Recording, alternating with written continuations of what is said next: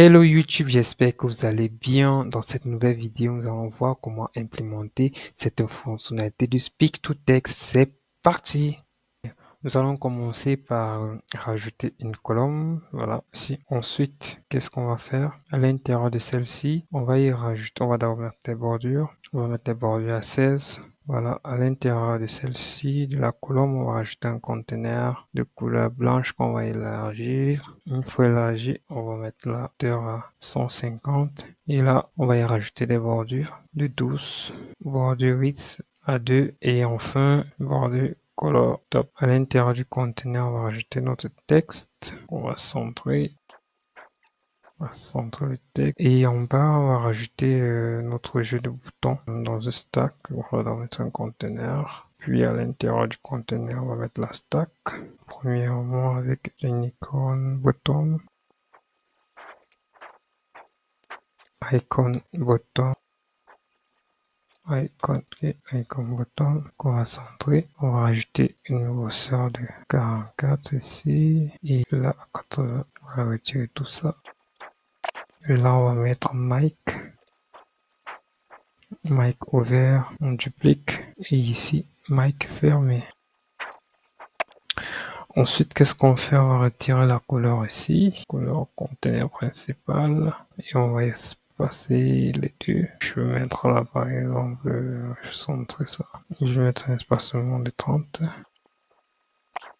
Je vais venir ici, je mets à 100. Donc, ensuite, qu'est-ce que je fais? C'est que je vais venir faire ça animer mes boutons et le texte. Pour ce faire, nous allons commencer par jeter un coup d'œil sur comment mettre en place la fonctionnalité Speak to Text. Donc pour ce faire, on va venir sur pipdev, taper au niveau navigateur Google Speak to Text, Flutter Package. Une fois ici, qu'est-ce qu'on observe là si on traduit ça en français? Parole en texte. Une bibliothèque qui expose la capacité de reconnaissance vocale spécifique à chaque appareil. Si on revient ici en bas, vous allez vous rendre compte qu'il peut fonctionner sur Android, iOS, Mac et plusieurs autres appareils au fait. Comment le mettre en place? Les packages que nous devons importer et ensuite toute cette structure. Pour gagner en temps, j'ai dû implémenter tout ceci au niveau de Custom Action. Donc dans un premier temps, il y a Start Text to Recorder. Donc débuter l'enregistrement où j'ai bien évidemment importé package et ensuite j'ai défini déjà le contrôle de texte à 3 caractères. Ensuite là, quand vous allez venir, il y a l'initialisation de text to speech. Ensuite en bas, vous allez vous rendre compte que il y a ce paramètre qui est très important, current local ID. Voilà, ils ont bien mis système local ou un local ID. Donc ça c'est quoi? C'est le paramètre qui vous permet de définir la langue d'écoute. Et ici, on a bien spécifié que la langue d'écoute doit être celle de notre système, en fait. Donc, si on vient plus en profondeur, on va se rendre compte que je mets le résultat dans cette AppState, assistant request que j'ai créé là, assistant request. Donc, si je reviens sur mon implémentation, je vais donc passer un paramètre ici, assistant request, et je vais actionner l'enregistrement. Je vais mettre la mise en place paramètre qui va permettre d'actionner Custom Action et par de suite gérer l'enregistrement. Donc, qu'est-ce que j'ai fait? Je vais d'abord revenir ici au niveau du bouton enregistrement ou bien au niveau de la scaffold, premier élément de la page. Je vais créer une variable, supprimer ça. Je vais créer une nouvelle variable que je vais appeler visible, qui sera de type booléen. Je vais mettre par défaut false. Je confirme. Ensuite, je vais venir poser une condition pour dire que si on presse le bouton Start, je vais prendre des dispositions. Si je fais ça, je vais mettre une condition pour dire que si visible est à true, égale à false, c'est le micro normal qui est visible. Et si visible est à true, c'est plutôt le micro barré qui sera visible. Good.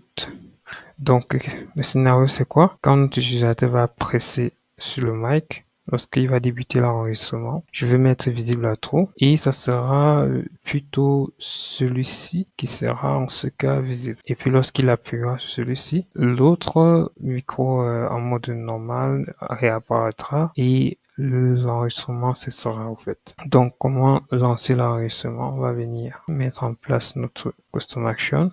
On va venir sur Custom Action ici en bas.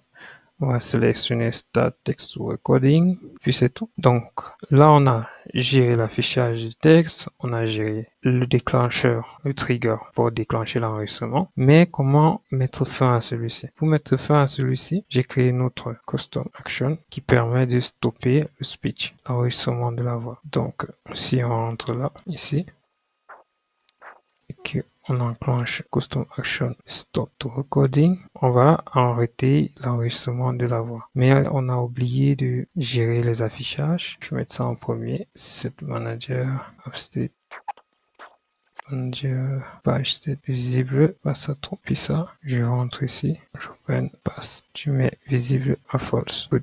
Je pense que le système est top. Et surtout, vous n'allez pas oublier de télécharger la dépendance qui est très important, cette dépendance-ci, si on remet en anglais. Donc, c'est très important de copier la dépendance, de venir coller là, de mettre à jour le package, de save et de vérifier qu'il n'y a pas de faute. Une fois c'est fait, avec les deux custom actions, le tout est joué. Ensuite, que faire? C'est très important ce point. Lors de l'exécution, si vous venez là, on va faire deux exécutions, un run en mode test et un autre run. Vous allez voir la différence entre les deux. Et je vais aussi vous expliquer pourquoi. L'app s'ouvre, on va réduire un peu ça, on va faire un test. Test du micro, 1, 2, 3, 4. Et puis vous allez remarquer que là, rien ne fonctionne. Et c'est tout à fait normal. Pourquoi? Parce que si on vient là, vous allez vous rendre compte que l'application, ou du moins la fonctionnalité Speak to Text fonctionne soit sur les appareils physiques ou bien directement sur le web. Donc cet émulateur par conséquent n'est pas pris en charge. Donc ce que je vais faire, je vais essayer de publier l'application. Pour publier l'application, c'est très simple. Vous allez venir dans Settings. Ensuite, au niveau de plateforme, vous allez cocher Web. Puis autre application. Pour certains, vous allez avoir un message soit disant que le nom de domaine est utilisé. Dans ce cas, vous allez venir changer le nom de domaine et refaire publish. Bon, dans mon cas, je l'ai déjà fait. Si on vient là, essaye de réduire un peu tout ça. Voilà. Si nous faisons un test. Bonjour, mon nom c'est Brandon. Veuillez vous abonner et appuyer sur la cloche de notification. Voilà. Qu'est-ce qui se passe? Ce qui se passe, attends, je vais arrêter. Voilà. Donc, si j'enclenche, là, j'ai le micro qui s'active. Et puis là, j'ai le micro qui s'est arrêté. Mais là, on a un autre problème. Qu'est-ce qui se passe? Ce qui se passe, c'est que mon enregistrement s'effectue en langue anglaise. Pourquoi? Si vous vous rappelez un peu plus tôt, ou bien si on vient là sur la doc, si on traduit tout ici en français, donc ici, conseil, changement de langue, voilà, vous allez vous rendre compte que c'est cette fonction-ci locale qui prend en paramètre la langue de votre système et qui fait la transcription en fonction de celle-ci. Donc c'est en fonction de la langue de votre système. Donc si on revient là, est-ce qu'on a utilisé local? Oui, on a bien utilisé local, on a initialisé local. On a initialisé la local ID. Et là, on a bien dit que ça va prendre en considération la langue du système. Voilà. Si cela voudrait dire que si notre système est en anglais, forcément l'enregistrement devra se faire en anglais.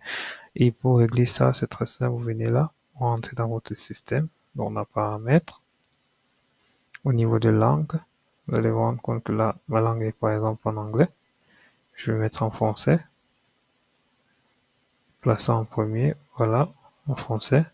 Et si nous essayons de refaire un test, on va refresh.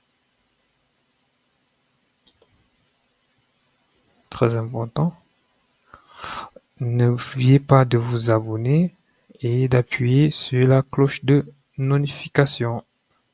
Merci. Good. Donc c'était tout pour cette vidéo. N'oubliez pas de vous abonner, d'appuyer sur la cloche de notification. C'était Brandon. Ciao.